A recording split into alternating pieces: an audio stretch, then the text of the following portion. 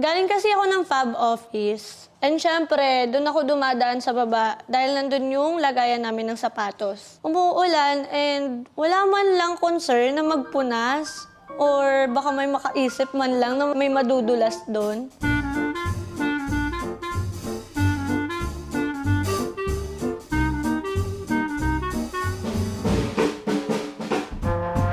Guys, tignan mo yung tuhod. Pakita mo, pae. Ano? Tamang hingi ka ng tawad kay Lord sa garaya. Ano? Jowa, ano sabi mo kay pae?